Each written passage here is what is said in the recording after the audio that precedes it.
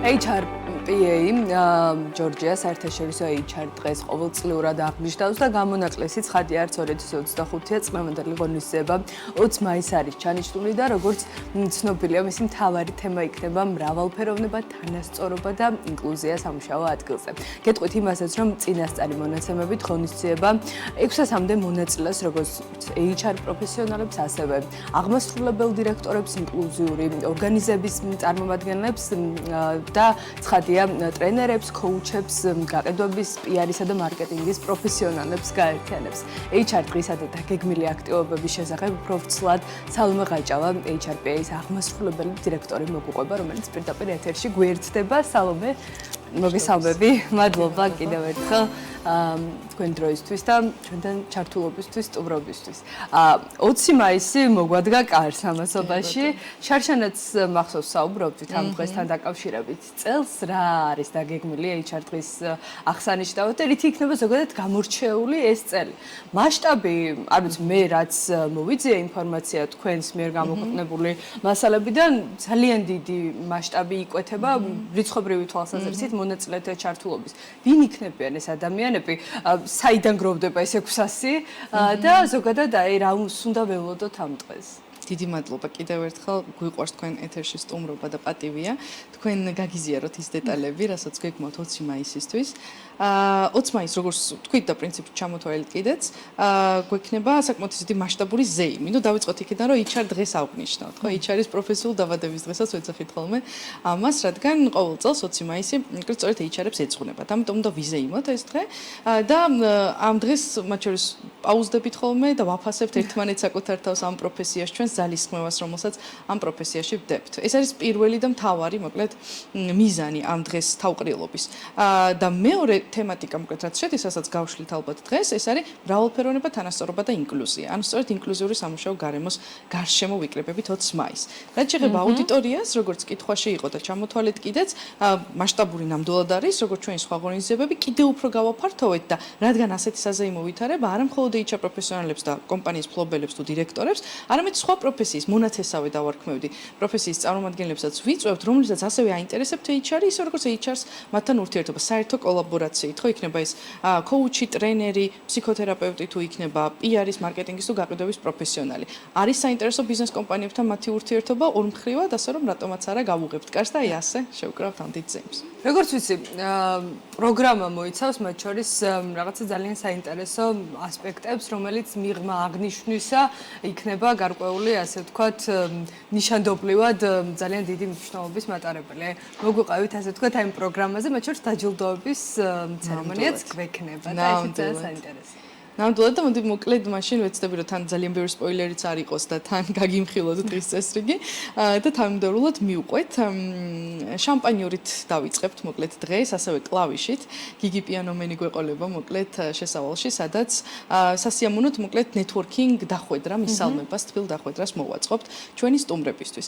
ამის შემდეგ რა თქმა უნდა გვექნება უკვე კონცენტრაცია როგორც ვთქვით მრავალფეროვნება თანასწორობა ინკლუზიაზე ამაზე მოვისმენთ როგორც გამოსვლებს ისე ბიზნეს წარმომადგენლებს სხვადასხვა ინდუსტრიიდან რა ხდება ბიზნესში HR პროფესიონალები და დირექტორები მოგვიყვებიან ისინი როგორ ქმნიან ან ზოგჯერ ვერ ქმნიან და არის წარმატებული თუ წარუმატებელი ნაბიჯები იმ მიმართულებით რომ იყოს ინკლუზიური მრავალფეროვანი გარემო სამუშაო ადგილებში და ძალიან ბევრი ბიზნესი ამას აქტიურად ცდილობს და გვინდა ეს გადამდები იყოს ეს მოძრაობა ერთგვარად რომ დავინახოთ რა ღირებულებაა ინკლუზიურ სამუშაო გარემოში და ამაზე ვიმსჯელოთ მათ შორის რა ბენეფიტები პრაგმატული ბიზნეს შედეგები მოაქვს მრავალფეროვნებას გარდა იმისა რომ ძალიან ადამიანურია ვიყოთ ადამიანურები და მრავალფეროვანი მიკუთვნებულად გრძნობდეს ნებისმიერი ადამიანი ჩვენს სამუშაო გარემოში თავს იმ ღირებულებებთან რასაც ის ქმნის და აშენებს ყოველდღიურად.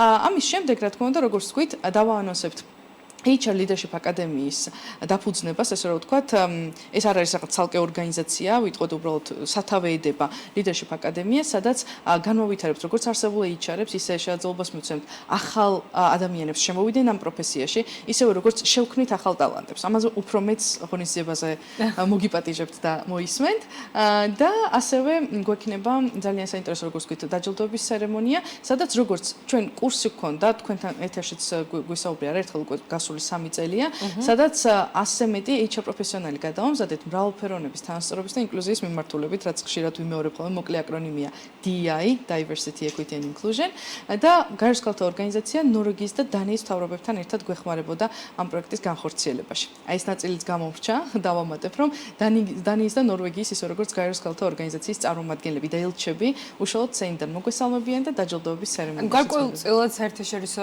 სახეც ექნება ამ ყველაფერს, ხო?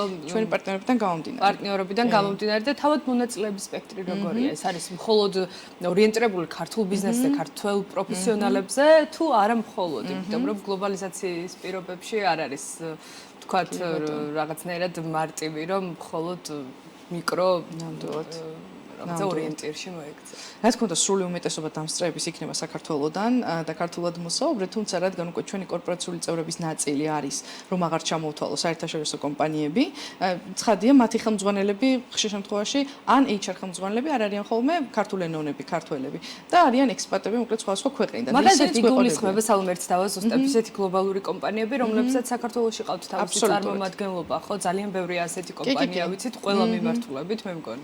აბსოლუტურად. კი, რომ უბრალოდ შევიკავებ თავს რომელიმე არ გამორჩეს ჩამოთვლიდან, ასეთი გლობალური კომპანიების ქართული წარმომადგენლობები არიან ჩვენი წევრები, მათი ხელმძღვანელები თუ HR ხელმძღვანელები და გუნდები ადგილზე იქნებიან წარმოდგენილი და ამ ნეტვორკინგის შეაძლებლობაც ექნებათ, როგორც საერთაშორისო აქტორებთან, საელჩოებთან, ისე ერთმანეთთან.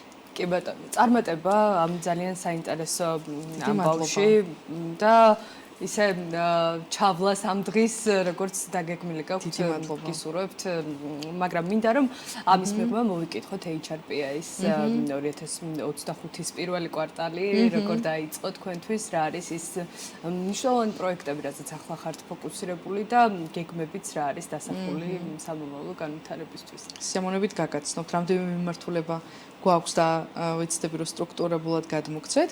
პირველ კვარტალში როგორც უკვე ვახსენებ, სწორედ მრავალფეროვნების თანასწორობის და ინკლუზიის მეოთხე სასერტიფიკატო კურსის ნაკადი, ესე ვთქვათ, გავუშვით და აი ამით შეიკრა სწორედ ის 100 მეტი HR პროფესიონალი, რომელსაც ახლა დავაჯილდოვებთ. ასევე ვქონდა და ვაგრძელებთ, როგორც უკვე 5 წელზე მეტი ამას ვაკეთებთ, შრომის კანონმდებლობის ტრენინგებს, რადგან როგორც კარგად იცით, შრომითი უფლებები რჩება ისე მნიშვნელოვანი გამოწვევად ბევრი ბიზნესისთვის, ასე რომ HR პროფესიონალებს ვაძლევთ შეაძლებლობად მუდმივად გქონდეთ, მოკლედ, გადამზადების შეაძლებლობა, თუ რამე სიახლე შედის კანონმდებლობაში, ან არსებული შეიცვალა, ან უკვე არსებული პრაქტიკები, როგორც იცით, ემატება, ხო, იქ სასამართლო პრაქტიკები, პრეცედენტები მკვიდრდება, ამიტომ ამაზე მუდმივად ვსაუბრობთ, ეს ჩვენი მეორე მიმართულებაა.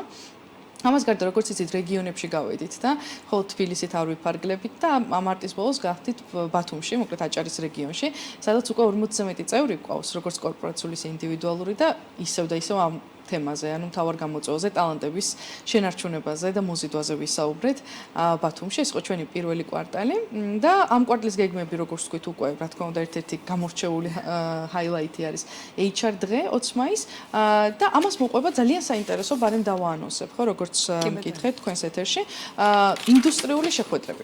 რაზეც ბევრი არ გვისაუბრია ამ დრომდე, თუმცა ძალიან საინტერესო პროექტის იდეა გვაქვს, რომელსაც სწორედ ივნისიდან ჩავუშვებთ და ვაპირებთ, რომ 5 ყველაზე მზარდ ინდუსტრიის მიხედვით, რომელიც არის პირობითად ავტოინდუსტრია, იქნება ეს თუ სტუმარმასპინძლობა, თუ მშენებლობა, უძრავი ქონება და სხვა, რითეილი, საცალო ვაჭრობა, შევკრიბოთ HR პროფესიონალები და კომპანიის ხელმძღვანელები და ვისაუბროთ გამოწვევებზე. ეს თავდაპირველად შეიძლება გამოწვევა იყოს, იმიტომ რომ კონკურენტები არიან, მაგრამ ჯერა რომ არაერთხელ შეგვიქმნია ასეთი გარემო, სადაც კონკურენტებიც კი სხდებიან და საერთო გამოწვევებზე მსჯელობთ, იმიტომ რომ ჯერა რომ საერთო გამოწვევა, საერთო გამოსავალი და გადაჭრის გზა აქვს. ასე რომ აი ამ ძალიან საინტერესო ამბავს დავაანონსებთ, შევკრებთ ამ ადამიანებს და ამას დაეფუძნება ჩვენი ოქტომბრის შეხვედრა. ეს იქნება ზაფხულის პერიოდში, შემოდგომამდე და ეს იქნება ასევე სათავე ჩვენი უკვე კარგად იცით ასევე ყოველწლიური HR კონგრესის, რომელიც ოქტომბერში გველოდება. ასე რომ აი ეს ერთმანეთზე გადაბმული იქნება ჩვენი ეს ამბები. ესე იგი დატვირთული წელი გაქვთ უკვე, რომელიც გაწერილია, მე მგონი წლის ბოლომდე, ხო, გეგმები, რომელსაც ეტაპობრივად ჩვენც თვალს მივადევნებთ აუცილებლად. სალომე, ძალიან ხშირად უსამთ ხოლმე ხას ინკლუზიურობის, მათ შორის აი ხა თქვენს გეგმებშიც თავად კონგრესი რაღაცა და HR დღის აღნიშვნის ერთ-ერთი მთავარი ფოკუსიც სწორედ ეს არის.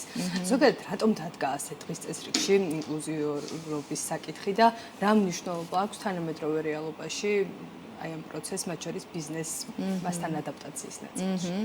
ძალიან საინტერესო კითხვალი, რადგან როგორც იცით, ახლა განსაკუთრებით საინტერესო პროცესში გავართ მსოფლიო. რადგან ეს ტენდენცია პრინციპში ვამბობდით ხოლმე, რომ დასავლეთიდან შემოვიდა და რაღაც ტენდენციას უწოდებდით. თუმცა ახლა მიუხედავად იმისა, რომ ეს თქვა სწორედ იქედან იღებს სათავეს, კარგად იცით ტრამპის executive order-ები და მოკლედ ეს განცხადებები, სადაც ის ამბობს, რომ მაგალითად მხოლოდ ორი გენდერი არსებობს, კაცი და ქალი. და შესაბამისად ის მრავალფეროვნების შუქურა მოკლედ საიდანაც მოდიოდა თითქოს ეს ყველაფერი, ახლა ასე აღარ, ყოველ შემთხვევაში ამ ქვეყნის პრეზიდენტი ასე აღარ ფიქრობს. თუმცა ამერიკა იმ ტიპის მმართველობაა, რომ საბოლოოდ მაინც ერთი კაცის გადაწყვეტილებებზე არ დგას ქვეყანა და ეს არის რეალურად რაც გვინდა ყველას, ხო? ნამდვილად.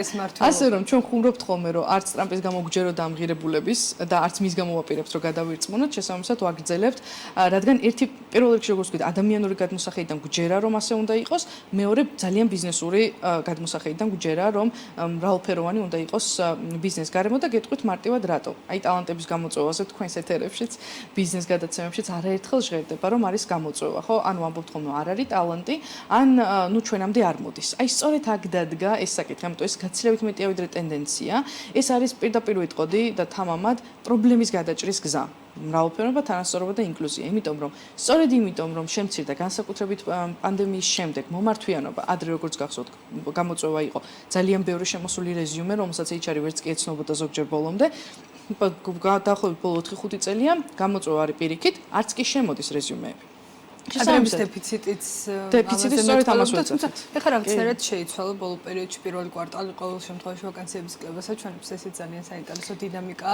კი, უკვე ბიზნესის ვარდნა რას განაპირობებს. საერთო კრიზისიც გვაქვს ქვეყანაში და დიდი ალბათობით ამას უკავშირდება ის, რომ ბიზნესის შესაძლოა რაღაც ახალ მიმართულებს აღარ ამატებდეს და ახალ ვაკანსიებს აღარ აცხადებდეს, და რასაც აცხადებს, იქაც ვერ იღებს კვალიფიციური, თქვათ, ადამიანების მონაცემებს. და სწორედ აქ დადგა უკვე კითხვის ნიშნები. სად ვაცხადებ ვაკანსიას?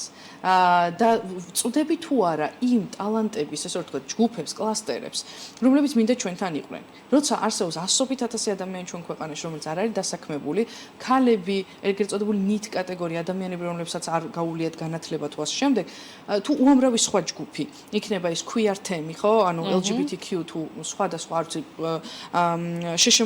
შეზღუდული შესაძლებლობის მქონე ადამიანები, ძალიან ბევრ ასეთ ჯგუფს და კიდევ უამრავს ვერც კი ჩამოვთვლი ყველას, უბრალოდ ეთნიკურ უმცირესობებს არ ვწუდებით მათ, არ ვესაუბრებით, რომ მზად ვართ და ღია ვართ, რომ მივიღოთ ეს ადამიანები. შესაბამისად, აი ამიტომ დაუდგა ეს პრობლემა უკვე. კი ბატონო. გეთანხმებით აბსოლუტურად, რომ საკითხის მნიშვნელობის ნაწილზე აბსოლუტურად მოყვებით, მაგრამ საინტერესო არის აი რა დინამიკა იკვეთება მსოფლიოში და აი მსოფლიო ტენდენციების კვალდაკვალ სად არის დღეს საქართველო? რამდენად არის დიდი გეპი ჩვენსა და თქვათ იგივე ცივილიზებულ ბაზრებში შორის. აქ უკვე როგორც ვთქვით, გამიჯვნა გვიწევს რაღაცა ევროპა, ამერიკას ერთად ვიხსენებდით, ახლა რაღაც ასევე კრიზისულ პერიოდში დგას. ახალი მსოფლიოთვის წესრიგი დადგა. აბსოლუტურად, არ ვიცი, წამის მიასედით იცვლება, არ ვიცი, იხურებიან მსოფლიო მისიები, საერთაშორისო ორგანიზაციები, არ ვიცი, ძალიან ბევრი ცვლილება ხდება. ამიტომ სად ვართ უკვე, მე მგონი ესეც რთულია რომ ვთქვათ, მაგრამ ცხადია არის ეს ტენდენცია და განსაკუთრებით ისეთ ასწლოვან ქვეყნებში, ევროპის ქვეყნებში, ხო, ვიცი, როგორც ისეთ ევროპის HR ასოციაციის წევრი ვართ, ამიტომ ვიზერებთ ხოლმე ბელგიის, ნიდერლანდების, ისლანდიის მაგალითებს, ლიეტუვა და ასე შემდეგ. რა თქმა უნდა, იქაც დგას ეს საკითხი. ვიტყოდი, რომ ისევე აქტუალურია როგორც ჩვენთან. რაღაცები უბრალოდ იქ კულტურულად კიდევ უფრო მისაღები გახდა უფრო ადრე ვიდრე ჩვენთან, იმიტომ რომ რაღაცები უფრო ადრე დაიწყეს, ასე ვიტყოდი, არაფერი დრამატული ამაში არ არის. ჩვენთან, როცა ინკლუზიურობაზე ვსაუბრობთ, არამატო ბიზნესი უნდა იყოს ინკლუზიური, როგორც ვთქვით, საზოგადოებაც. იმიტომ რომ ზოგჯერ ბიზნესს ეს გამოწვევა აქვს, მე შეიძლება დავასაქმო ადამიანს ეთნიკური უმცირესობით, მაგრამ არ მიიღოს ჩემმა კლიენტმა, მაგალითად სუპერმარკეტში. პირობითად. შესაბამისად, ეს უკვე უფრო გლობალური თემაა და როგორც ჩვენ საზოგადოება გადადის ახალ ეტაპზე, ისევე ბიზნესი და კიდევ უფრო მიმღებელი და ტოლერანტი ვხდებით იმ სხვადასხვა განსხვავებულობის მიუხედავად, რაც ყველა ჩვენ განსხვავდება. ანუ ეს გრადაცია გარკვეულწილად პერიოდს მოითხოვს, საკმაოდ ხანგრძლივს, ასე უყურებ. კარგი იქნებოდა რომ უფრო სწრაფად შეგვეძლოს ამის გავლა, მაგრამ კი ალბათ ეს არის ცოტა ისეთ გადატრიალება, ცნობიერების ფორმირების პროცესი. კი ბატონო, და აი ერთი წუთიც აღარ გვაქვს დრო და მოკლედ რომ შევაჯამოთ ბიზნესისთვის რამდენად მნიშვნელოვანი არის ამ სტანდარტზე ფიქრის აწყობა და საბოლოო ჯამში რა უნდა იცოდეს კერძო სექტორმა, რა ამონაგების მიღება შეუძლია აი ამ ინკლუზიურობის პროცესის სპეციალიზანერად. გამოწვევა, ამიტომ მხოლოდ რამდენიმე წამში ვიტყვი, რომ ამაზე მოწევს უამრავი კვლევა, რომ ბიზნეს უწყვეტობის ერთადერთი გამოსავალი და ერთადერთი გარანტი არის სწორედ ინკლუზიური სამუშაო გარემო, რომელიც ზრდის პროდუქტიულობას, თანამშრომელთა ჩართულობას, ამცირებს გადინებას. მოკლედ ერთადერთი გადაწყვეტა ვიტყოდი, რომ არის ინკლუზიური სამუშაო გარემო ბიზნესისთვის. ძალიან დიდი მადლობა სალომე საინტერესო თემების ანალიზისთვის, გაშლისთვის და შემდეგ რასაკვირველია, ბევრი ამბავია, ბევრი სიახლეა, შრომის ბაზარიც გლობალურად თუ ლოკალურად ძალიან მზარდი დაცვალებადია და ყოველთვის საინტერესო იქნება სხვადასხვა თემების განხილვა ჩვენს ეთერში, ამიტომ გელოდებით კიდევ ერთხელ აუცილებლად სალომე ყაჭავა HRPI-ის აღმასრულებელი დირექტორი იყო ჩვენი სტუმარი.